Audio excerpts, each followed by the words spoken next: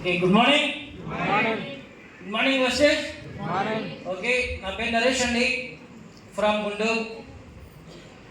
So ఈ వెస్టేజ్లో రాకముందు నేను ఒక స్పిన్నింగ్ మిల్లో పనిచేశాను, జాబ్ చేశాను. అక్కడ స్పిన్నింగ్ మిల్లో జాబ్ చేస్తుండగా మా ఫ్రెండ్ ఒక అతను ఈ బిజినెస్ నాకు పరిచయం చేసడం జరిగింది. ఆ పరిచయం చేసిన నా ఫ్రెండ్ ఎవరంటే మా ప్లాన్ ఆ గ్రేట్ టైగర్ వెంకటేష్ గారు. ఏమండి, ఎంతమంది తెలుసండి టైగర్ వెంకటేష్ గారు? అలా చేస్తారా?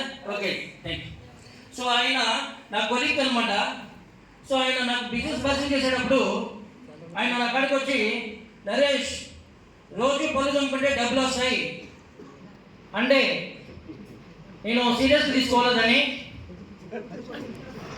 వెనకాల చూసి నవ్వుకుంటూ, సరే సరే పొద్దున్న నేనే దొరికానా అని చెప్పేసి నా పని చేసుకుంటూ పోయాను. ఆయన నాతో మాట్లాడాను. తర్వాత మళ్ళీ ఒక 2-3 డేస్ తర్వాత వచ్చి, నరేష్ రోజు స్నానం చేస్తే డబ్బు వస్తుంది అన్నాడు.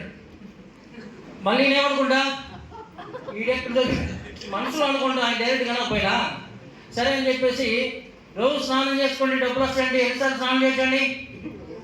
రోజు చేయొచ్చు. రోజు సబ్బులు అరగకూడదు కదా, అందాన్ని కూడా పెంచవచ్చు ఏమో, కానీ స్కిన్నర్కి పోయిద్దాము. అయితే నేను దాన్ని సీరియస్గా తీసుకోవాలా. ఒక వారం తర్వాత మళ్ళీ వచ్చి, నరేష్ దీంట్లో మీ నాన్నగారికి మోకాళ్ళు నొప్పులు ఉన్నాయి కదా, మంచి సప్లిమెంట్స్ ఉన్నాయి, వాడుకుంటూ తగ్గుతాయి అన్నారు. ఇప్పుడు ఆలోచనలు పడతానా? కొంచెం ఆలోచనలు పడ్డా.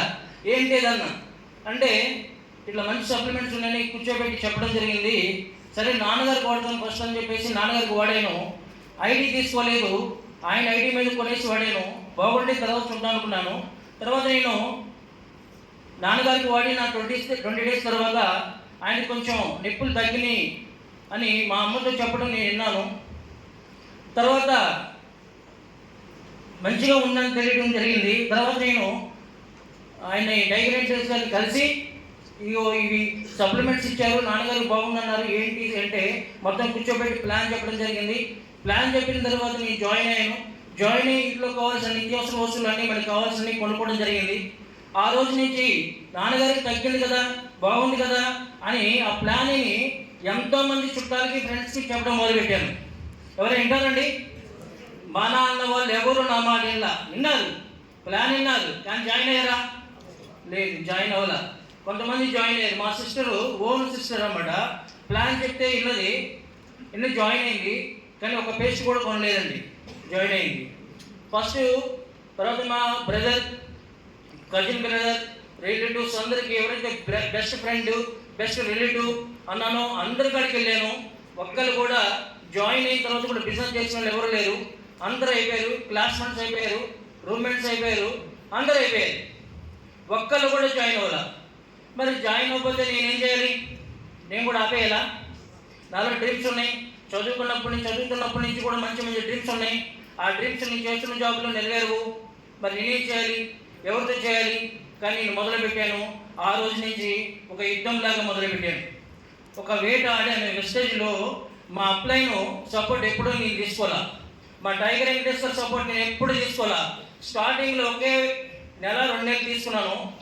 ఆయన నా అప్పటికే బైక్ ఉండేది. ఆ టైంలో నా బైక్ మీద వెళ్ళి ప్లాన్ చెప్పడానికి వెళ్తే, నరేష్ ఈ కొంచెం దూరం వెళ్తే నా ఏరే ఫ్రెండ్స్ ఉన్నారు, వాళ్ళతో ప్లాన్ చెప్తాం అనేవాడు.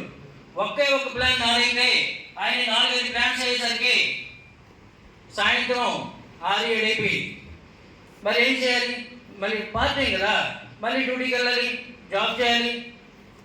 ఇదంతా ఎందుకు కూడా బాబు అని చెప్పేసి, ఈ దీంట్లో మనం నేర్చుకుంటే తొందరగా మనం ప్లాన్ చేసుకుంటే టైం సేవ్ అవుతుంది, మళ్ళీ డ్యూటీ చేసుకోవచ్చు, ఇంకేరే పనులు చేసుకోవచ్చు అని విజయనగరం నుంచి వచ్చిన అప్లయన్స్ వచ్చినప్పుడు డ్యూటీలు మానేసి కూడా మేము నేర్చుకోవడం మొదలుపెట్టాము. కొత్త ట్రైనర్స్ ఉండేవాళ్ళు. ఆ ట్రైనర్స్లో వచ్చినప్పుడల్లా మేము మీటింగ్కి వెళ్ళి నేర్చుకొని హెల్త్ మీద కానీ మంచి నాలెడ్జ్ తీసుకున్నాము. అక్కడి నుంచి నేను ఇండివిజువల్గా ప్లాన్ చెప్పడం మొదలుపెట్టాను. నాకు నేనే మొదలుపెట్టాను. ఈ రోజు కూడా, ఆ రోజు నుంచి ఈ రోజు కూడా నా టీం నేనే తయారు చేసుకున్నాను, నేనే సక్సెస్ అయ్యాను. సో మా అప్లైన్ సపోర్ట్ ఎప్పుడు తీసుకోలేదు. అప్లైన్ సపోర్ట్ తీసుకోకూడదని కాదు, కొంతవరకు కావాలి.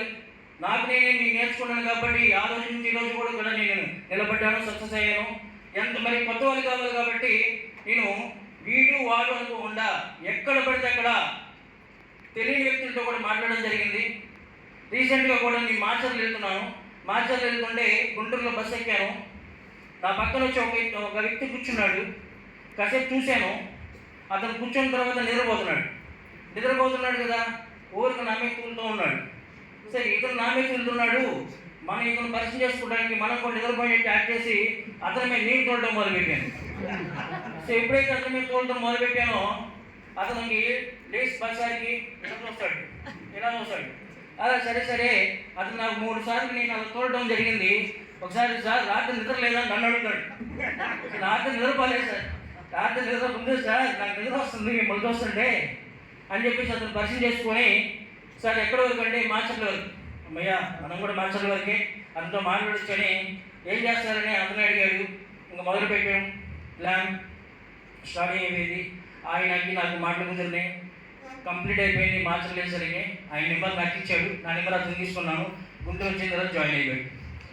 సో ఇప్పుడు మన చుట్టాలు మన మాట లేదు, మన ఫ్రెండ్స్ మన మాట లేదు, బిజినెస్ ఆపాల్సిన అవసరం లేదు. ఈ రోజున ఈ ఆంధ్రప్రదేశ్లో ఎంతోమంది జనాలు అవకాశాల కోసం ఎదురు వస్తున్నారు, మనం వెళ్ళే అవకాశం ఇవ్వాలి.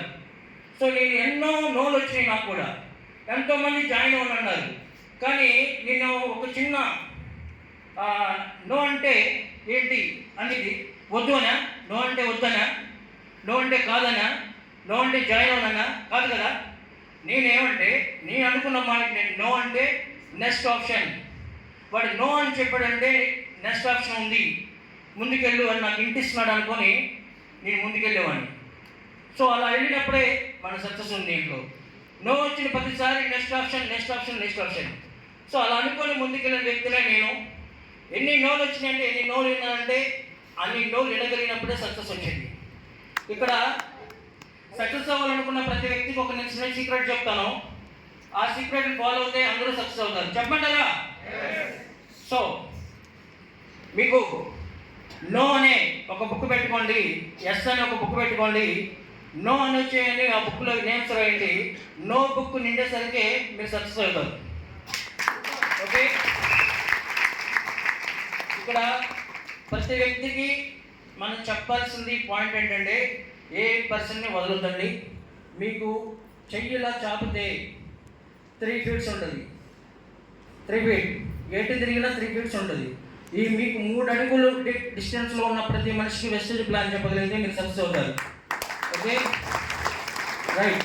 లాస్ట్ అండ్ ఫైనల్గా మీకు ఒక మంచి సీక్రెట్, ఒక స్టోరీ చెప్పి క్లోజ్ చేస్తాను. ఇప్పుడు ఏంటి స్టోరీ అంటే, ఒక వ్యక్తి ఆఫీస్కి వెళ్తుంటే కొంచెం దూరం వెళ్ళిన తర్వాత రోడ్డు మీద జనాలు బాగా గుంపుగా ఉన్నారు.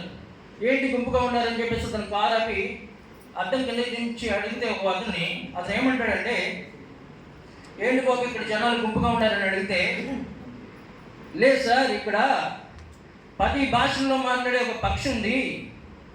ఆ పక్షి చాలామంది నాకు కావాలని పోటీ పడుతున్నారు, అందుకని వేలం పాట పెడుతున్నారు ఇక్కడ అని చెప్పేసి చెప్పగానే ఈ కారు దిగిపోయి, 10 భాషల్లో మాట్లాడే పక్ష నేనే కొనుక్కోవాలని చెప్పేసి 10 లక్షలకి అయినా గెలుచుకొని ఆ పక్షిని కొనేసుకుంటాడు. ఆ పక్షిని కొనేసి ఆ డ్రైవర్కి ఇచ్చి, బాబు ఇది జాగ్రత్త తీసుకెళ్ళి మీ అమ్మగారికి ఇచ్చేసి, నేను ఆఫీస్ అయిన తర్వాత ఇంటికి వస్తాను. ఓకే, వీళ్ళు తీసుకెళ్ళి అమ్మగారికి ఇచ్చేస్తారు వాళ్ళ ఇంట్లో. ఈయన ఆఫీస్ పని అంతా అయిపోయాక ఇంటికి వెళ్ళిపోతాడు. ఇంటికి వెళ్ళిపోయిన తర్వాత స్నానం పానం చేసి అడావిడి అయిపోయి అంతా క్లియర్ అయిపోయి ఫుడ్ తినడానికి కూర్చుంటాడు. తింటున్న ప్రాసెస్లో సడన్గా ఆ పక్షి గుర్తు వస్తుంది. ఆ పక్షి గుర్తు రాగానే వాళ్ళు ఆవును అడుగుతారు, నేను డ్రైవర్తో ఒక పక్షి పంపించాను కదా, ఆ పక్షి ఏది అని అడుగుతాడు. అలావని పక్షి ఏది అని అడుగుతావేంటి, నువ్వు తినేది అదే కదా, నువ్వు తినేది అదే కదా. ఏం చేసిందమ్మా, కోసి కూర వండేసింది. ఏంటి కోసి కూర వండేసావా? 10 లక్షలు పెట్టుకున్నానే. 10 భాషలో మాట్లాడితా పక్షి, 10 భాషలో మాట్లాడితా. మరి దాన్ని పీక్ వస్తున్నప్పుడు ఏ ఒక్క భాషలో అయినా నాకు మాటలు వచ్చు అన్నట్టు బతికుండేది కదండి. సార్ ఒక్క భాషలో నాకు మార్పులు వచ్చి అని చెప్పినట్టయితే అది బతుకుండేది కదా. ఈ రోజుని మీరు పక్కన ఉన్న పర్సన్కి మీరు చెప్పలేకపోతే పేక దిగినంత పని అవుతుంది. Right, thank you so much. So నా ఫస్ట్ ఇన్కమ్ 2